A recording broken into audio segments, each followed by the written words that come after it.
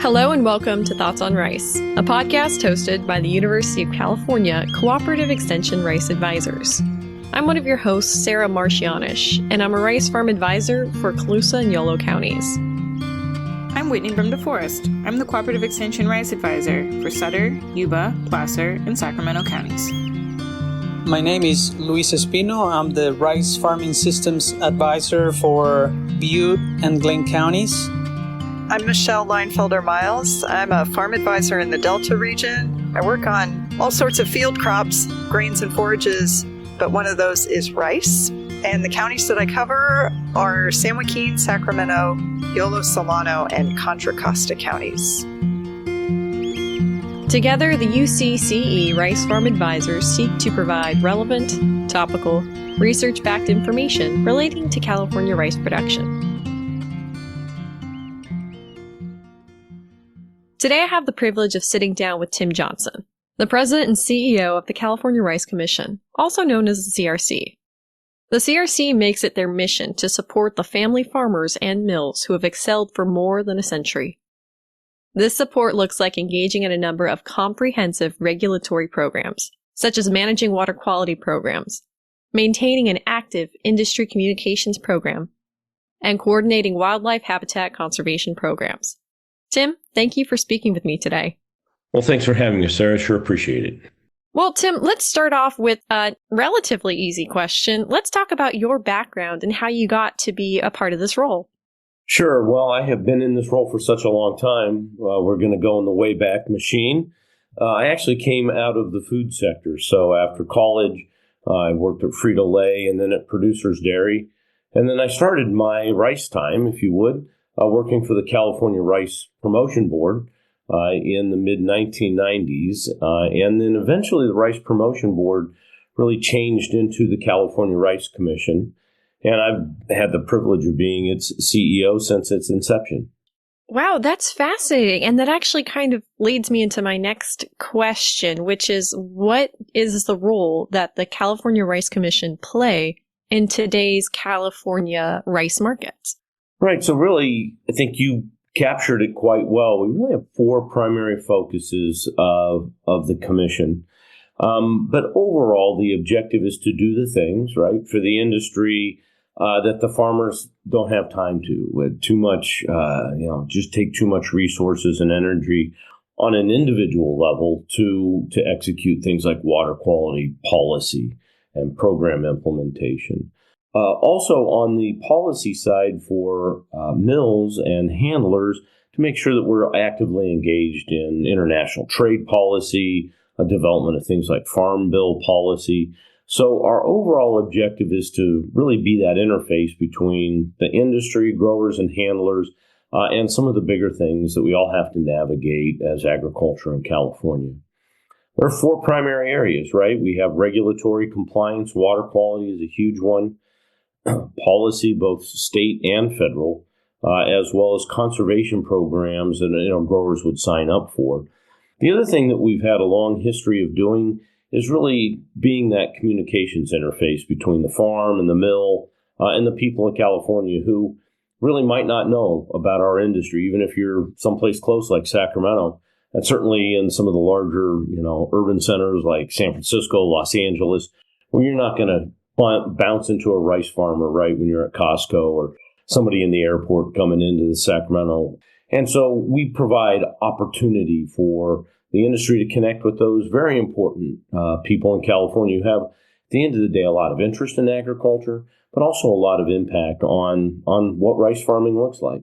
I think that's incredibly vital. With the size of a state like California, there's such a diversity in not only people, but landscapes. I remember during my time at UC Davis, I'd run across some people who, despite Davis having rice fields relatively close by, were unaware of how large a rice-producing state California was. So having that kind of outreach from your organization is incredibly important. Yeah, and it's really something where, along with the others, that focused effort, we can make those connections really, I think, and our members think really benefit our industry. I've got a story that I tell frequently of standing in line at a Starbucks right in downtown Sacramento, and start a conversation with the person as you're waiting in line. What do you do? And no, I work for the rice industry. And they were absolutely stunned, did not know we had a rice industry in California. And, this was somebody who, worked in and around the state capitol. And it was two things: exciting as an opportunity to make that connection, and just also, I think, a realization of just the gap between people's everyday lives, whether you're working in the state capitol or everyday lives of a rice farmer, right, or rice mill. People may not know about rice, and I almost guarantee you we may not know about the things that people in urban areas think about every day and are important to them. We find the environmental programs that rice do, or that we undertake on our fields, and the work that our farmers do to support the flyway, which I'm sure we'll talk about today, are some of those really exciting kind of beginning conversations.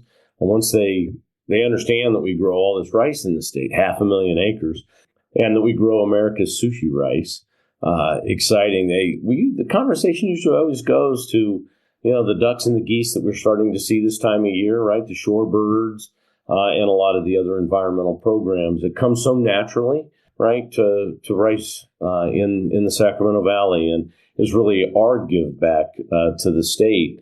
And so it's always great to be able to make that connection.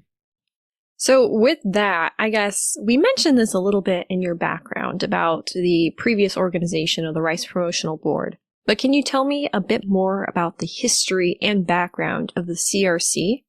Sure. We really came as an organization out of a time where there was some pretty good tension, right? There was tension between rice farmers and the people of Sacramento for doing things like burning our rice fields, which common practice around the world, certainly was a very common practice in the Sacramento Valley 20, 30 years ago. And there was a lot of regulation that was coming at the industry. In fact, not only regulation, but also laws, right, that would stop rice straw burning. The industry leadership really were able to get through that process, phase down rice straw burning instead of stopping immediately, be able to work with UCCE Cooperative Extension to develop alternate practices on our fields. But at the same time, I think it really thrust the industry as a whole from a fairly small leadership group of handlers to growers realizing they also needed to be engaged on the policy side. Many commodity groups have a promotion board. Let's go eat more stuff, right? Let's go eat more rice in our case, and that's where we were focused. But as people realized that we needed a broader level of participation on the policy, on the regulatory side, a promotion board is not really the place to do that, right? You really are about trying to drive consumption domestically or internationally or both, and that's what we were focused. But if we formed a commission, right, we could also actively engage in policy, communications activities, and so we changed from a promotion board to a commission, which gives us wider authority, but also gave us the ability to change how our board was constructed. Rice Commission is half growers, half handlers. So what it allowed us to do was to really line the industry up so that everybody had an opportunity to have a seat at the table. The handlers were paying for the promotion board. We would get growers appointed through that process, industry members appointed, but there was no way to elect. Very important out in farm country, important in agriculture as a whole. And we're actually one of the few commissions even today that represents, the entirety of the industry. We've got the milling and sales side.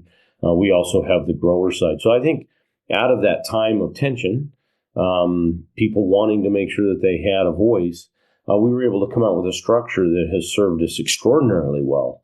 Everybody has an opportunity to educate themselves on the issues, play part in the discussion and the decision making on what we ought to do, and then help us execute what our programs are against the objectives that we've all decided.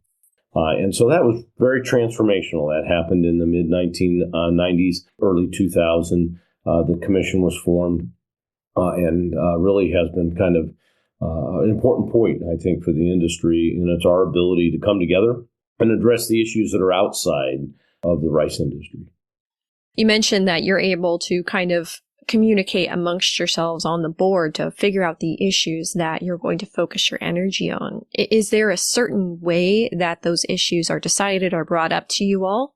We have, I think, just a really good functioning board. So what we do is we really kind of go back to a 5-year strategic plan, which we do very religiously.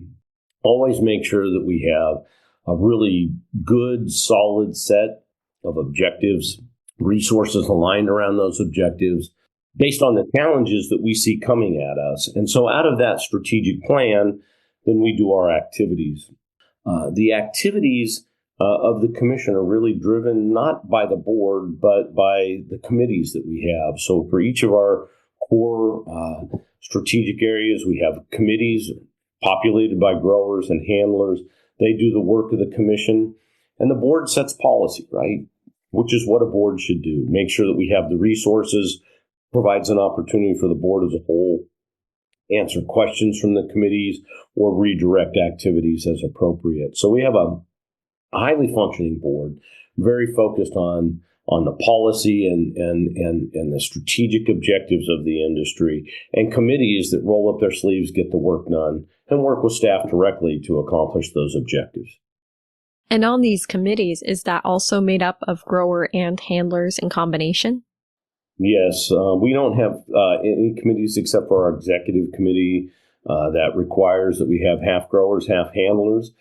Growers tend to gravitate toward the committees, that deal with things like water quality, regulation on the farm, pesticide issues. Handlers tend to gravitate toward things like international trade policy, international promotion. And we have also committees made up of people that aren't necessarily on the board. We have a technology committee. We bring in Rice Experiment Station. We have UC Cooperative Extension representation there. So really, it's a forum for the industry as a whole to identify what's important and then be able to actualize the work that we need to get that done. And in agriculture, we have this benefit of forming commissions and promotion boards and research boards where we can then pool all of our resources to be able to achieve those objectives so that we don't have to go out, have capital campaigns every quarter like public radio or something like that. We just go out and get the work done, which at the end of the day is the most important part. I think that's one of my favorite one of the things I'm most impressed by in terms of just agriculture across the world is the capacity and inclination of people to form cooperatives, to really pool knowledge, pool resources in order to accomplish a goal. That's something I find that I've seen across the world in terms of the ag industry. If farmers don't sit around and wait for a problem to overwhelm, they jump in, get stuff done. I'm always amazed at what everybody's able to accomplish, what rice has been able to accomplish in the last 30 or 40 years, really to the benefit not only of the rice farmers, obviously, really, but also to the benefit of the people of California. We're able to take on issues that are bigger than ourselves by taking that same sort of collective and collaborative effort. Work with people in the conservation community, work with government entities to really attack the hardest problems, right, that we all have as a state, and be able to offer solutions like, can we grow baby salmon in rice fields? Well, let's go and see about that. What can we do for the Pacific Flyway? Well, we think we can do something there and really lean in and not wait for the big kind of problems like we had on rice straw burning and try to solve those a little bit late, if you will, after there's that real significant tension, but to address those ahead of time. And that's really, I think, where rice has excelled. Agriculture has excelled in its ability to look forward and really be practical in the work that it does to address those real problems. The things you and I see every day in farm country, but quite frankly, is pretty unique and remarkable when you look at government agencies and others that try to solve problems. It's really a bottom-up kind of an approach. It works fantastic. I agree. Well, you mentioned the rice straw. a couple of times, and I do want to kind of explain that for people who might not be as necessarily familiar with it as we are out here. So would you mind just giving a background on why the CRC got so involved with the issue of rice straw burning and kind of what the status of rice straw burning allocation is today? Sure. So, ag residues and wastes are burned around the world, right? You get rid of the biomass, you often improve your pest profile, right? You've got diseases, you've got weeds that are partially controlled by that practice. And rice in California was no different. We burned our fields every year, burned most of the acres, with the exception of a few tens of thousands of acres. And really what we found, of course, in an urban state is that smoke, which is not that much of a concern in rural communities, certainly a huge concern in our urban areas. And so there was a lot of public pressure to stop that practice. And even before the commission, right, industry leaders said, engaged at the legislative level, engaged at the regulatory level to come up with a program that would work on the farm, but also yielded significant air quality benefits. We phased down rice straw burning over about a 10-year period. The idea would be is that we thought we had enough disease and pest loading to burn about 25% of our rice straw every single year, and that was kind of the objective. What we found is that when we got to the end of that 10 years, that really the air basins in the Sacramento Valley couldn't really handle even 25%. Because we approached it from a science-based perspective, both the regulators, the Air Board, as well as rice, we put out over that 10-year period a significant monitoring system to be able to know when the atmosphere could handle smoke and when it couldn't, right? Winter days like this where it's cold, we have an inversion layer smoke, right, from your chimney doesn't go up. Well, smoke from the rice fields didn't go up either, right? So it lays down close on the ground, really more impactful than if there's a little bit of a breeze, right? And so today we burn probably, I would say, about 7 to 9% of our fields, and only when it's a good day in the atmosphere to be able to disperse that smoke and not impact our cities. So that's the status of the program today. It is really a program that we continue to look at and maintain. But probably more important than that, we really took that energy and started focusing on what we could do with rice straw, right? What can we do in that field rather than burn to both manage that biomass, because there was really no place to put the straw, right? Nothing was really eating it. You couldn't go burn it in the biomass facility.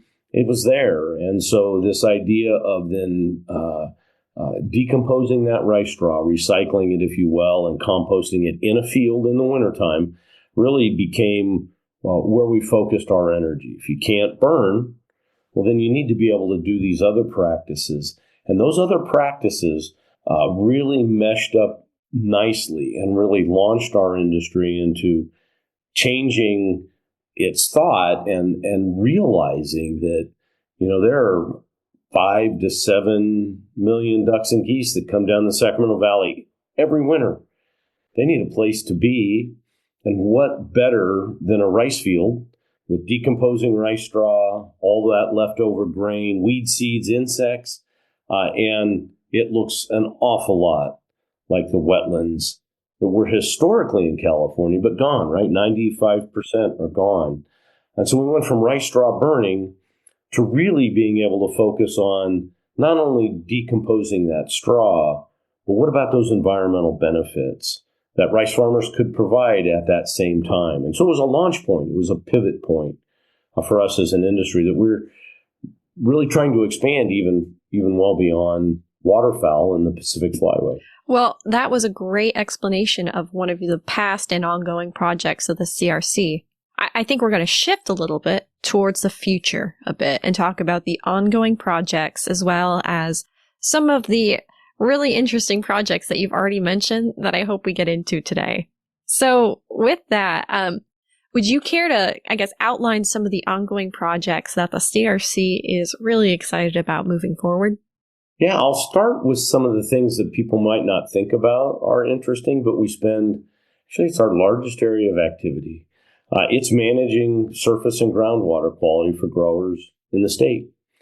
Something that we've been doing for 30 years, but really are perfecting our approaches, really refining what we know about rice systems. If you open up a paper anywhere in California, especially ag papers, right, there's a couple of things that are really always talked about, right? Impact of farming on surface water quality, right? Mostly nitrates, maybe pesticides, rice's or agriculture's impact on groundwater, right? Not just how much they pump, but what happens to that water that leaves that field and goes back down into the ground. Again, nitrates, salts. And so what we really spend, frankly, it's our biggest area of budget. We spend about $1 million a year to monitor what water leaves rice fields, both on the surface, which is where water mostly goes, is into canals and back into the rivers. What water maybe goes down into the aquifers? What's the quality of that water? How can we improve the quality of the water that comes off of a rice field where needed to make sure that we're not doing things like impacting nitrates in groundwater in rice country? Huge challenge in crops that are not rice because you grow them on soils that are more porous. Rice fields are grown on heavy clay soils, but to make sure that we knew those impacts, make sure that we can monitor those impacts so that over time we haven't missed something, right? And suddenly water's becoming not drinkable for our neighbors who've got a well, right? And want to use that well water, which of course they have that right to do. Pesticides, commercial agriculture, we control pests and diseases a couple of times a year. With crop protection materials, what we call them, and making sure that those aren't getting into the canals and ditches and back into the rivers. And then taking all of that data, reporting it on behalf of our growers. Rice has 2 programs that are unique to rice that are managed by the commission on behalf of the grower, so the grower doesn't have to. One is the rice pesticide program, looks at one specific material called thiobencarb, making sure that we don't discharge that into canals and the rivers where it impacts other people. We've been doing that for 30 years. For the last 15 years, we've been managing what we call the rice waste discharge requirement, which is everything else that happens on the farm, nitrates, salts, other pesticides, other fertilizers, and making sure that those are not impacting the environment, make sure they're not impacting our neighbors. We do comprehensive science, we do comprehensive monitoring, and then we report that along with the fee that the grower would otherwise pay. We pay that fee to the state of California. We are the only commodity that has a waste discharge requirement just for one crop. And 2 things really happen there. One is we have this 30 years of history of the rice pesticide program, that one pesticide, now used to be 5, and managing the industry to a successful conclusion. There are over 98% of the pesticides that were monitored under the rice pesticide program were removed and eliminated from the Sacramento River. So we took that same success and said, okay, let's do this for everything else. And so Rice Commission's really been able to expand upon our knowledge, be able to expand upon our regulatory coverage, if you will, and compliance for our rice growers, pay that fee on their behalf, make the job of farming rice easier, at the same time really taking and making sure that our environmental profile, our performance for the things that leave our farms are in line with what state regulations require, and quite frankly, what our neighbors would expect of us. Absolutely. It's a standardized program from what the sound of it, and you're doing it on the behalf of the rice growers rather than each grower individually reporting. Right. And or trying to throw yourself in with a bunch of other commodities. Like you might think, well, is wheat and rice the same? Or maybe I grow multiple crops on my farm. And so it really has allowed us to really perfect that. And so that's actually kind of our biggest ongoing program in terms of staff and budget out of the commission.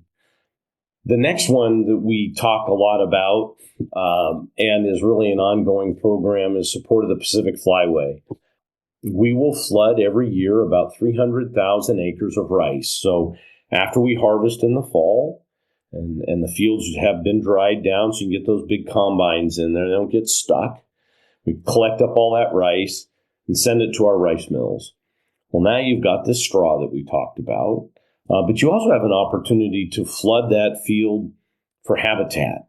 So you chop the straw up, you add water back into the field, and all these ducks and geese start coming, right? You get these big giant, they call them a grind, but it's really like a goose or a duck tornado, right? So many ducks and geese circling in the air above a flooded rice field that it looks like a tornado. They literally go in a circle and then eventually get themselves down and land in that rice field.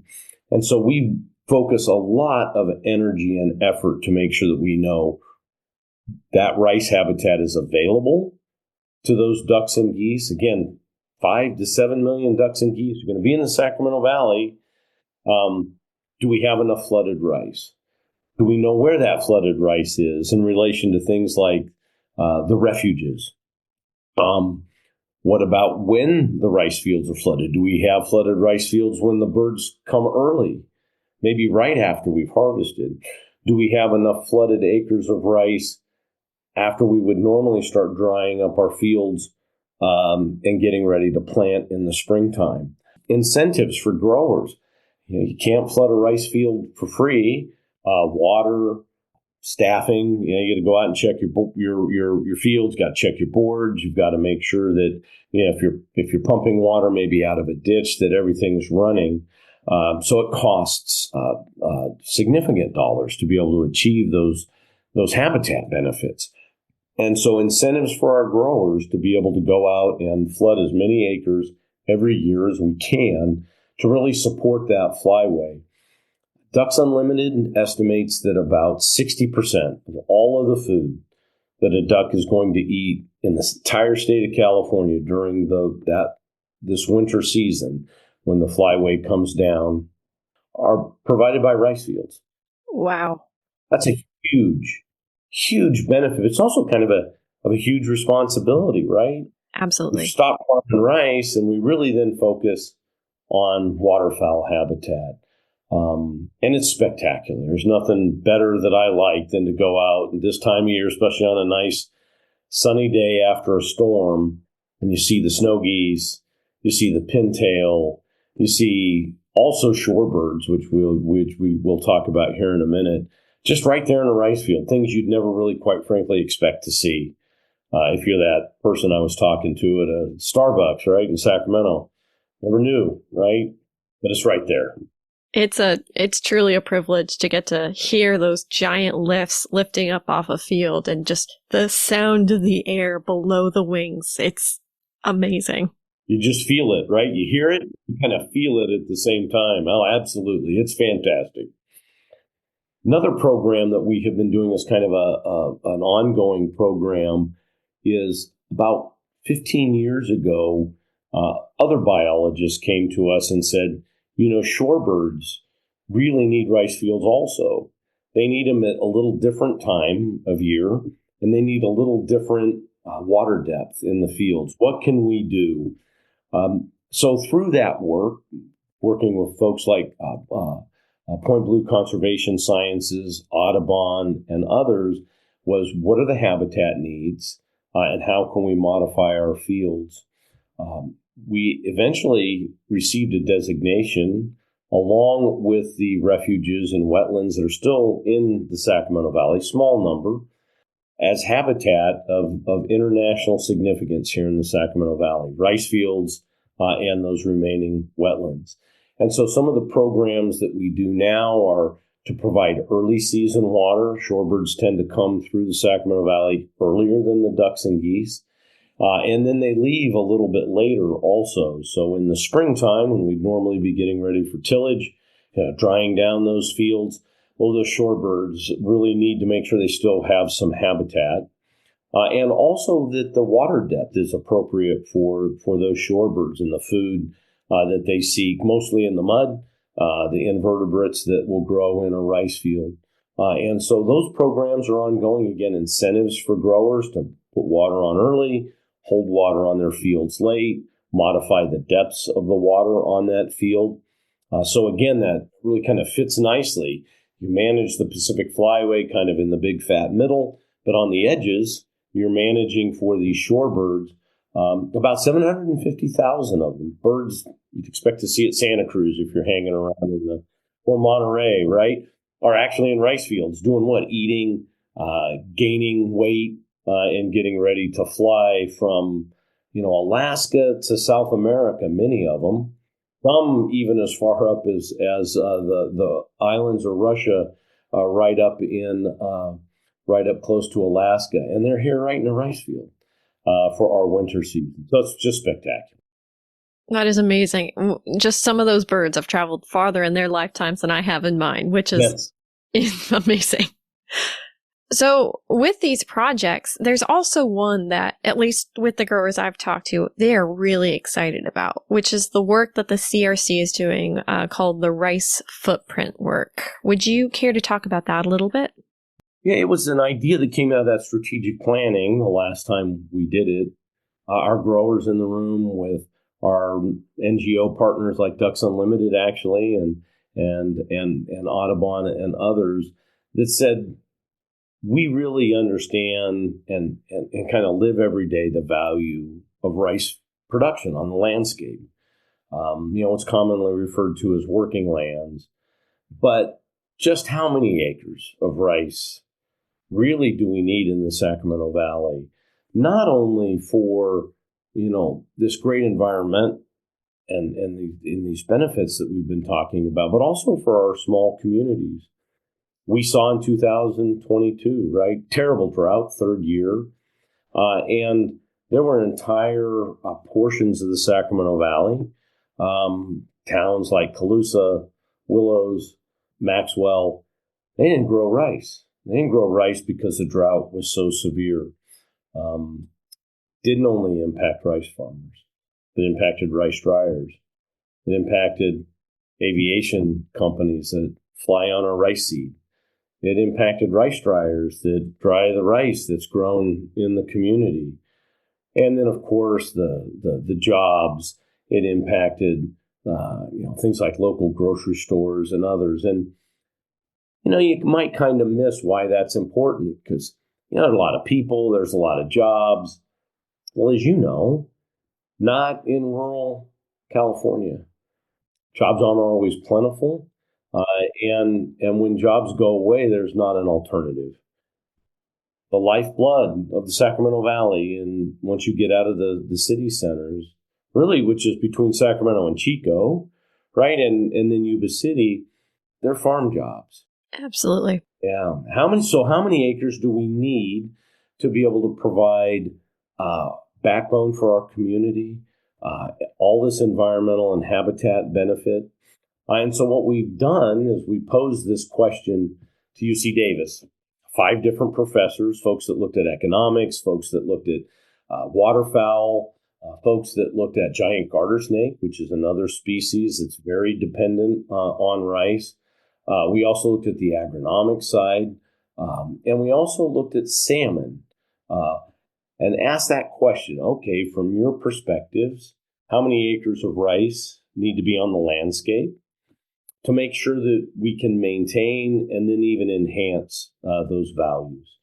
And first of the year, we're very excited and are holding our breath for that rice footprint report. What's that footprint in the Sacramento Valley that rice needs to have to be able to provide for our communities, be able to provide those jobs that support our services, and also, and importantly, be able to continue to provide and grow that environmental benefit, not just for the species we know, but for some of those species that we really are pretty interested in, right? Very excited.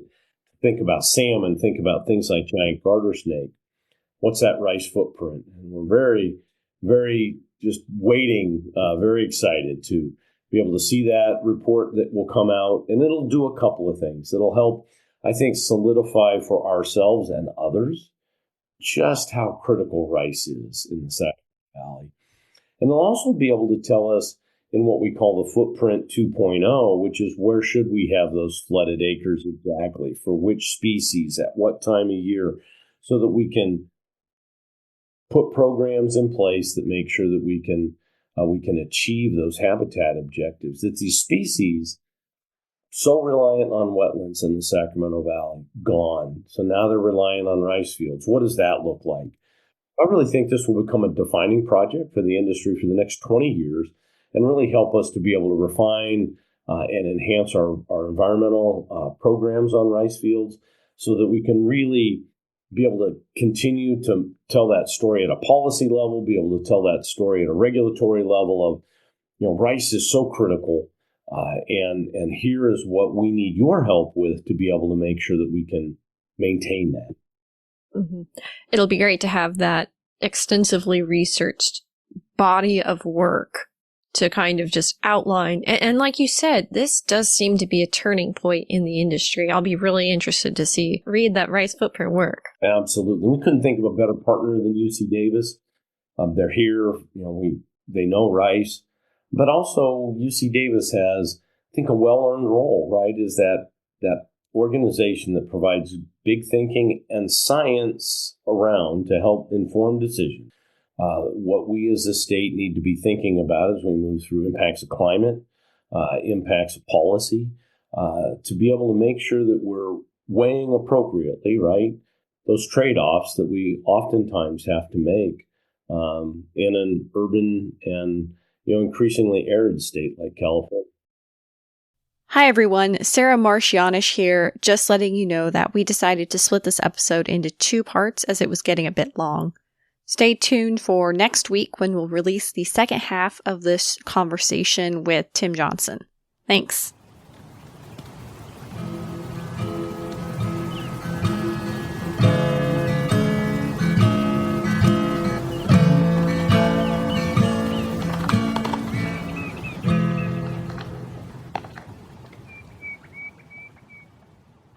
We have a few upcoming rice meetings in the new year. As you know, we'll be having our rice winter grower meetings in February. And so we have a series of meetings. They all have the same agenda. Don't go to every single meeting. You'll be awfully bored. But pick the one that's closest to you or most convenient to you, and attend that one. So the first one will be the Woodland meeting, which will take place February 10th at 8 a.m. The location for that will be the Yolo County Farm Bureau office. The second meeting will be the Richvale meeting, which will take place February 12th at 8 a.m. The location of that is the Richvale Evangelical Church. The Willows meeting will be that same day, February 12th, at 1 p.m., and that location will be the Glenn County Office of Education. The Colusa meeting will take place February 13th at 8 a.m. in the CIP conference room. And the Yuba City meeting will take place that same day again, February 13th at 1 p.m., and that'll be in the Veterans Hall. For more information about meeting times and locations or addresses and agendas, please feel free to look at our resources online. That'll include the UC Rice blog and the UC Agronomy website. Or feel free to call your local extension office for more information. In terms of other resources that you might take advantage of, you can also look at our newsletters, which include Rice Briefs, which covers Colusa Yolo, Rice Notes, which covers Yuba Sutter, Rice Leaf, which covers Butte and Glen, and Field Notes, which takes care of rice in the Delta region of California.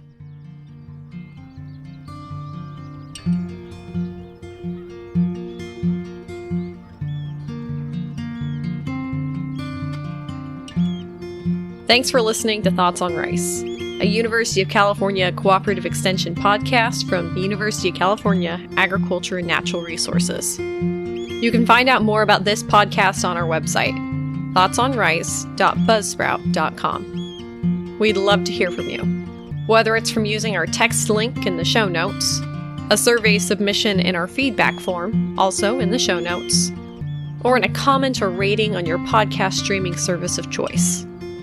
We're also experimenting with polls on Spotify, so if you're listening on Spotify, you might have an option to answer some of those questions, and we might be able to talk about that on the air. You can also email us with any comments, questions, or concerns at thoughtsonrice@ucdavis.edu. We're glad to have you here for Season 2 of the Thoughts on Rice podcast.